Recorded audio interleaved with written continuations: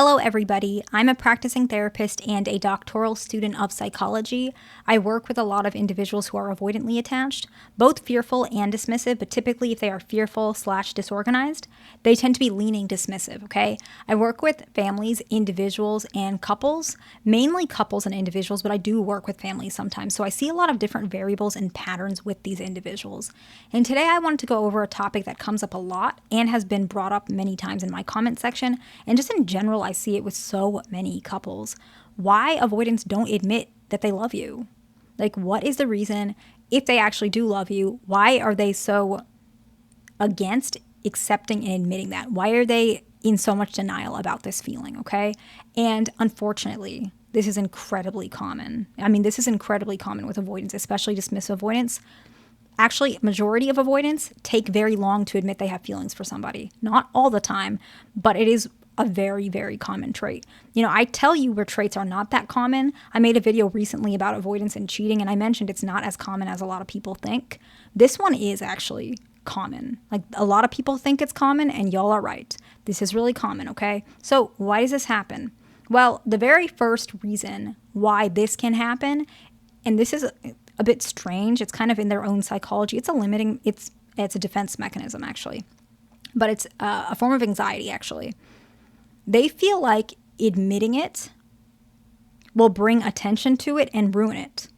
I think a lot of people can relate to this, but typically, people who relate to this typically are more in their youth or they're younger. But avoidant individuals, they have this perspective of relationships because they're very afraid of the outcome of relationships. So it's a little bit different than those who are a little bit younger and have a bit of a fairy tale-like perspective of relationships. It's not necessarily that, but it does come from the same line of thinking. They almost feel like relationships are delicate and they're unpredictable and they're dangerous. And so in their mind, they feel like, okay, if I poke at it too much, I'm going to ruin it. It needs to heal on its own. It needs to grow on its own. I can't do anything about it. And so this, unfortunately, is a lot of the times why avoidants don't always put effort into relationships, because they feel like a perfect relationship shouldn't need effort. It should just naturally look like love. And if it's not enough. And so a lot of avoidants may not know or understand that perception is not healthy and it's actually not true, right? And so that could be why they don't want to admit love. Actually, it's not could be why. This is really common why. Because they feel like if they say, I do love you, now suddenly it's almost like they jinx it, which is obviously an abnormal thought. And it is a very anxious thought. And that doesn't mean avoidant individuals are anxious in a relationship. It doesn't mean they're anxiously attached. A lot of avoidant individuals have been diagnosed with generalized anxiety disorder or depression. And I'm picky with my diagnostic impressions. I'm psychodynamic, but we do need to put a diagnosis in a person's medical file in order for it to be reimbursed by insurance. So I always will diagnose a patient, but I never just throw my diagnoses just out there, right? I take my time with it, and a lot of avoidants are pretty anxious about aspects of life, and they have some of that negative, sometimes magical thinking, or the perception that life is more controllable than it truly is. And sometimes it's because of their lack of experience in relationships, to be honest. And so that is the first one, where they feel like if they say they love you and they use that word, it might ruin it, okay? Now everything's downhill, very negative, okay?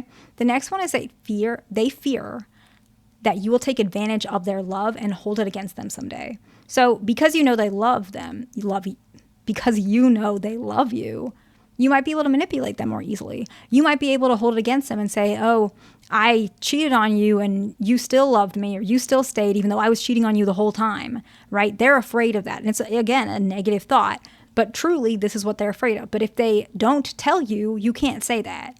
You can't believe that. You can't know that. And a lot of this is subconscious. They're not doing it on purpose. Most of it is not on purpose. Almost all of the time, it's not. And so their fear of love and being taken advantage of and loss of autonomy is so powerful. It's suppressed within their subconscious, right? And that's majority of where our thoughts and behaviors come from anyways. And it comes from the wounds that they had as a child, neglect, right? And so that's one of the reasons. The other one is if they actually admit to themselves, again, defense mechanisms, that they do love you and that maybe you love them and you accept them, they have to also admit that they could lose you, and they will lose you at some point one day.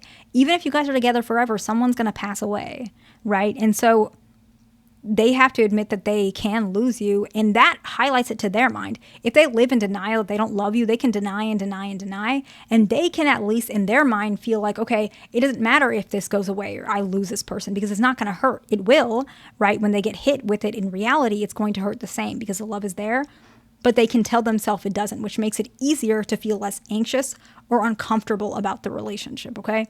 The next one, is when they admit that they love you, it opens them up to rejection. What if you don't love them? What if you love them and you take it back?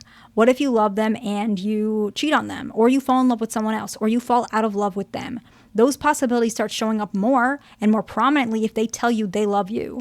That can't happen if they don't love you. You can't say, oh, I don't love you either, because they never told you, right? And so that's something to think about. The next one is they feel like, this is really common, they feel like if they admit that they love you too quickly, then they open the possibility of recognizing they chose wrong if the relationship fails, and that they lose trust in themselves. This is very specific to people who have trust, who struggle with trusting relationships. So it's very common with avoidant individuals in general, very common, okay? If they lose trust in themselves, the person that they've always had, right? The person who had their back ever since they were a kid, ever since they were a baby. Who can they trust in this world? Life becomes more bleak. It becomes more bitter. It becomes more scary. And avoidants don't like the uncertainty of life in general. It's why they're so specific. That's why some of them are really controlling. They don't like to have to see that they failed, and they have to get themselves back up and regain that trust, because that's why they're so afraid of love. They don't even know how to navigate it, because when they were younger, a lot of the feelings that are important to express love, they were told not to show those feelings. So they already know subconsciously and some consciously they have a disadvantage at love. Sometimes they feel like that, right? And so if they chose wrong and the relationship failed and they said they love you, they're going to think, do I know what love is? Do I love people who hurt me? Do I love people who fail me? Do I love people who are emotionally unstable? Is there something wrong with me? What do? I really don't know what love is. And that's going to make them feel even more repulsed and afraid of love. And so they don't want to put themselves in that hole. And so they take a little bit longer, not a little bit, a lot longer, to admit that they love somebody. But that doesn't mean it's not going to happen. They just need a lot more time to really vet out these possibilities as much as possible, because it's not possible to predict, but they're trying their best, okay? The next one is they don't want to bring up your hopes and disappoint you later. Maybe they're afraid that they won't be able to, they can't control their feelings. They have fears. What if you have hopes and then maybe you wanted something more and they couldn't give you that right away? Or you have hopes that the love is deeper than it is. Or maybe they're afraid to admit that they don't know how to express it. Or they see that the way you express love is way more than they are, and your hopes are high and now they were shot. Or maybe they feel like they don't love you as much and they disappointed you. That's not true. These are all negative thoughts. And it's usually when people who are avoidant, they're really unhealed. But this is something that comes up a lot. And something, the last one is very similar, but it's not really about hopes. It's more about expectations. So I think the first one was, a more positive, loving perspective. The next one is still a positive and loving perspective, but it's a little bit more like they have a negative perspective of your expectations, right? So they don't want your expectations to increase because they love you. So sometimes this one is conscious. I know that's not good, but sometimes it is, because if they tell you that they love you, now you're going to expect them to, go to be the plus one at a wedding, or do something on Valentine's Day, or get married in X amount of years. And so they're afraid of that pressure. And so they're preparing for that pressure to not happen by basically not admitting they love you, okay? I'm just telling you what it is. There are lots of other reasons, but these are some of the reasons, okay? So I hope this video makes sense. Please like, subscribe, and I'll see you in the next one.